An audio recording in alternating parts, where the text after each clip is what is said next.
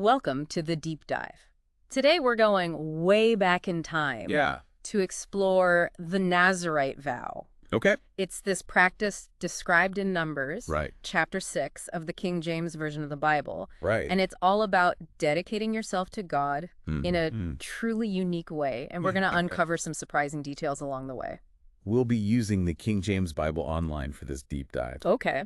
And commentary from Matthew Henry. His writings from the 1700s. Yeah. They offer a fascinating perspective on the vow's historical and theological significance. It's so interesting how these ancient practices can connect to ideas we might still find relevant today. Yeah. So first things first. Sure. What exactly does it mean to be a Nazarite? Well, the term itself comes from the Hebrew word for separation. Oh, okay. It was a special vow taken by individuals, men or women, who chose to dedicate themselves to God for a specific period. Interesting. So this wasn't a lifelong commitment, like we see with figures like Samson or John the Baptist. Most Nazarites dedicated themselves for a set amount of time. And to demonstrate that commitment, they had to follow some pretty strict rules. Like no wine allowed, right? Right. But I understand it went beyond just abstaining from a glass of wine with dinner. Absolutely. Yeah. The vow prohibited anything derived from the grapevine. Oh, wow. Wine, juice, raisins. Really? Even touching a grape was off limits. That's serious dedication. It makes you wonder about the reasoning behind such a specific restriction. It's fascinating, isn't it? Yeah. Matthew Henry suggests this complete abstinence from the fruit of the vine. Okay. Symbolized a total separation from worldly pleasures. Interesting. It was about demonstrating incredible self-control. Okay. And focusing entirely on their dedication to God. So it's like they were creating a physical boundary between themselves and the everyday world. And speaking of physical markers, there's also the very visible rule about hair. Right. Nazarites couldn't cut their hair for the entire duration of their vow. Wow.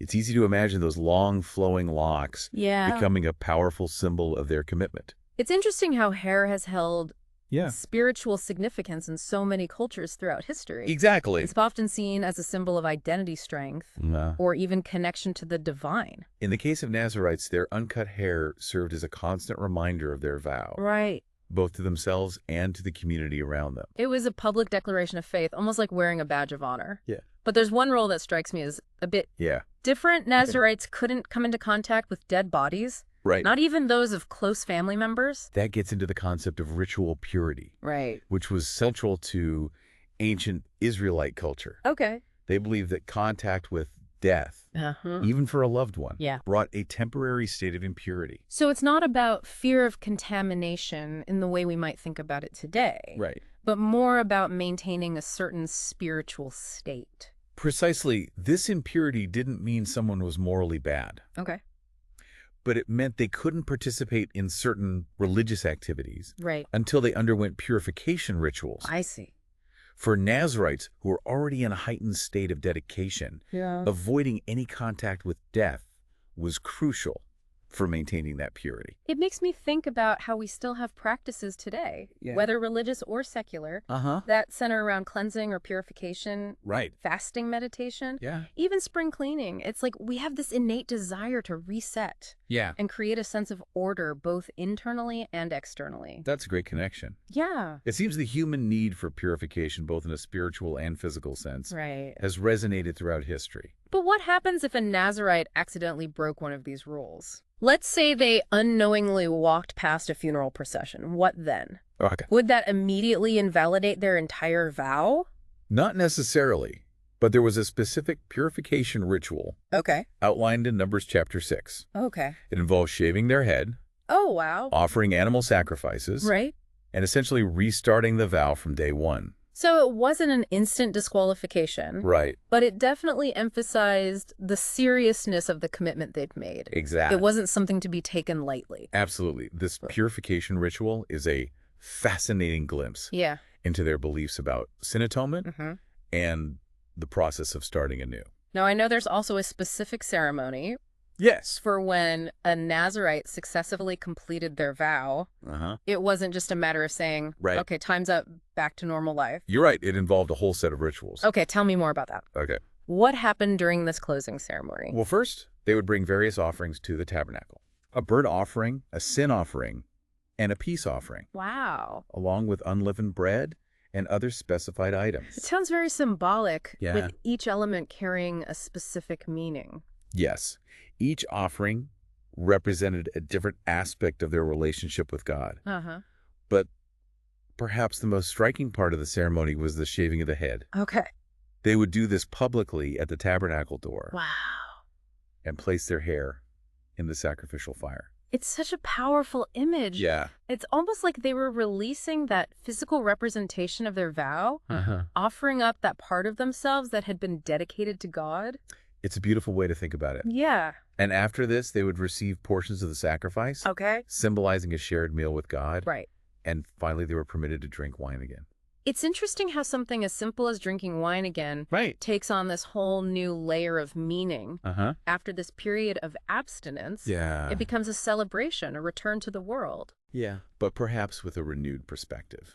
I agree. It makes you wonder what insights they carried with them after this intense experience of separation and dedication. Definitely. But before we get into that, okay, I think it's time for us to take a closer look at the deeper meaning behind this vow. Okay. And what it might teach us about ourselves even today. That's a great point. We've covered the rules and the rituals. Yeah. But what does it all really mean? Right. What can we learn from the Nazarites and their commitment to a life set apart? Right. We'll explore that and more right after this. Welcome back to the Deep Dive. We've been unpacking the specific rules and rituals of the Nazarite vow. Yeah. But now I'm really curious to explore the deeper layers of meaning here. Okay. What can we learn from this ancient practice? Yeah. Not just about ancient Israel, but about human nature itself. That's a great question. And I think the Nazarite vow offers us a fascinating window into the human desire for connection with something greater than ourselves. Yeah. It's a story about commitment, discipline, and the search for spiritual growth. It's intriguing how these ancient practices can still resonate with us today, even if the outward forms have changed. Right. For example, the emphasis on ritual purity in the Nazarite vow. It makes me think about how we still grapple with ideas of purity in our modern world, although maybe in different ways. That's a really insightful observation. Remember how Nazarites had to avoid contact with the dead? Yeah. To maintain their ritual purity? Right. Well, in ancient Israel, this wasn't just about hygiene, but about maintaining a state of holiness, a separation from anything that might disrupt their connection with God. And it wasn't just about avoiding death, right? The Nazarites' abstinence from grape products also seems to tie into this idea of separating oneself from worldly indulgences. Like they were creating a physical and symbolic boundary. Between themselves and the everyday world. Yeah. And it makes you wonder, yeah, don't we still do this in our own ways? I think so. Maybe it's not about avoiding grapes anymore. Right. But we might choose to fast, practice digital detoxes, or even just declutter our homes as a way to cleanse and create space for something new. I love that connection. Yeah. It seems this impulse towards purification, whether spiritual, mental, or even physical, is something that transcends time and culture. And speaking of things that transcend time, another aspect of the Nazarite vow that really stands out to me is the idea of making a public declaration of your commitment. Okay. Today, we often see faith or personal growth as private matters. But the Nazarites wore their dedication literally for everyone to see. Right. That long, uncut hair served as a constant visual reminder of their vow. Wow. Both to themselves and to those around them. It's almost like they were living, breathing billboards for their beliefs. Which makes you wonder, what was the impact of that public display? Right. Did it inspire others, provoke judgment? Yeah. Did it perhaps create a sense of community among those who had taken similar vows? Those are all great questions, and unfortunately, we don't have all the answers. Right. But we can speculate that in a society where religion was deeply intertwined with daily life, seeing a Nazarite walking down the street would have been a powerful reminder of faith and dedication. It's fascinating to imagine how that visible commitment might have shaped social interactions. Yeah. And even influenced cultural norms. It really highlights how personal choices can ripple outward and impact the community as a whole. Absolutely. And that brings us to another key element of the Nazarite vow choice. Right. It was a voluntary act of dedication. Right. It wasn't something imposed on them by law or social pressure. That's a crucial point. It wasn't about blindly following rules. Right.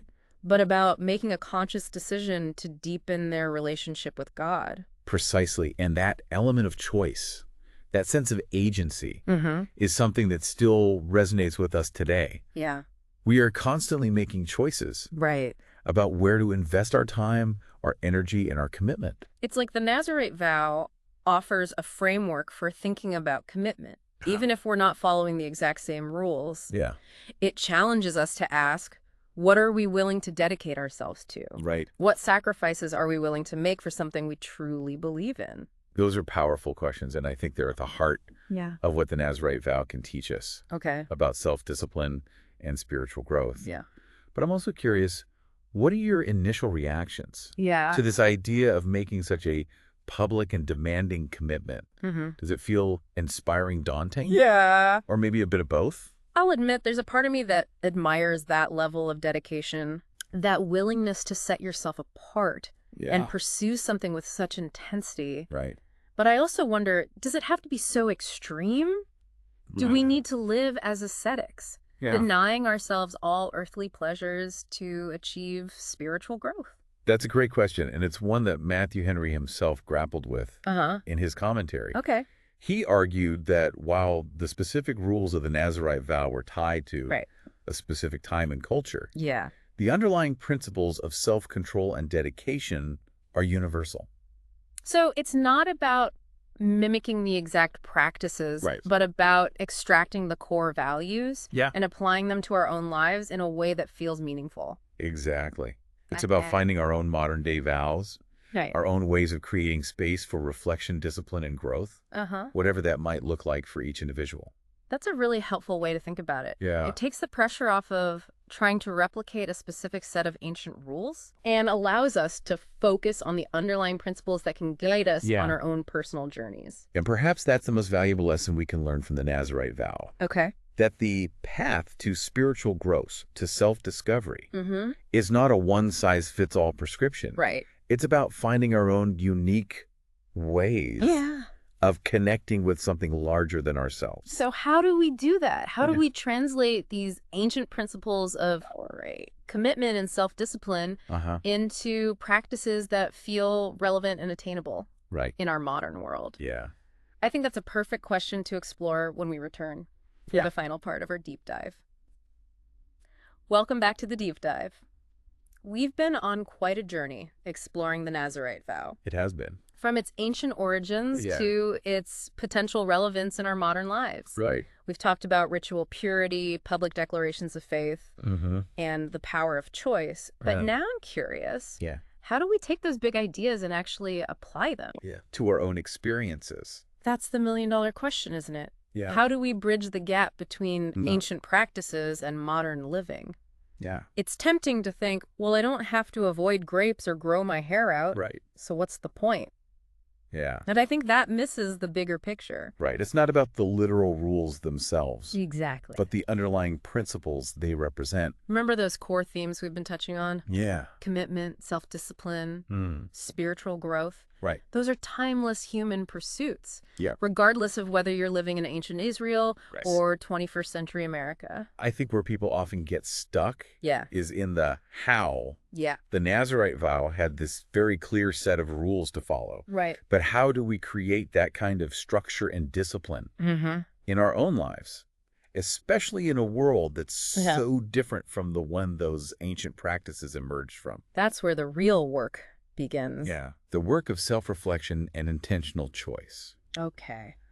We have to ask ourselves, what are my grapes, so to speak? Yeah. What are the things, big or small, that are holding me back from the kind of growth I desire? It's almost like we each need to create our own personal vow. I love that analogy. Tailored to our own values and goals. And just as the Nazarites had their purification ritual if they slipped up, we need to approach our own vows. Right. With a healthy dose of compassion and flexibility. Right.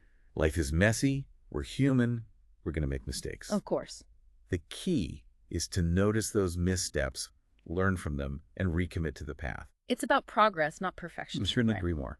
I think that's such an important reminder in a culture that often glorifies instant results and relentless self-optimization. The Nazarite vow, with its extended period of dedication, reminds us that real growth takes time, effort, and a willingness to embrace the ups and downs of the journey. And sometimes that journey requires us to make tough choices. Right. To prioritize our commitments, even when it means saying no to things we might enjoy in the moment. That's where the self-discipline piece comes in. Okay. It's not about deprivation for its own sake, right, but about consciously choosing to align our actions with our values. It makes me think about how we often talk about finding balance in our lives. Yeah. But maybe it's less about balance and more about intentional imbalance. Right. Maybe true growth requires us to lean into certain areas, to make some aspects of our lives a priority, even if it means temporarily tilting the scales. That's a really interesting way to frame it. Yeah. It's about recognizing that growth isn't always comfortable or symmetrical.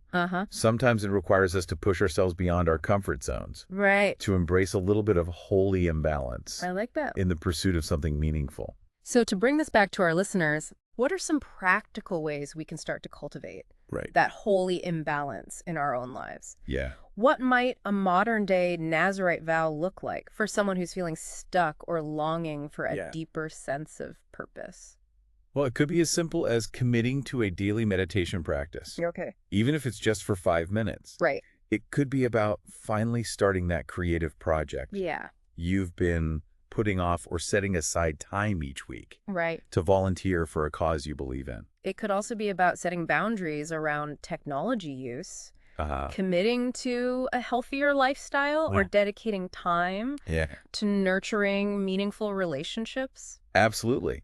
And the beauty of it is that each person's vow will be unique to their own circumstances and aspirations. Right. There's no right or wrong answer. Right. As long as it feels authentic and aligned with your values. And just like the Nazarites had their public declaration, maybe there's power in sharing our commitments with others. Not in a boastful way, but as a way to create accountability and build a supportive community around our goals. That's a great point. Yeah. Having a support system can be crucial. Yeah. Especially when things get challenging. Of course. It's a reminder that we don't have to go it alone on this journey of growth and self-discovery. Well, we've covered a lot of ground in this deep dive into the Nazarite vow, from ancient rituals to modern applications.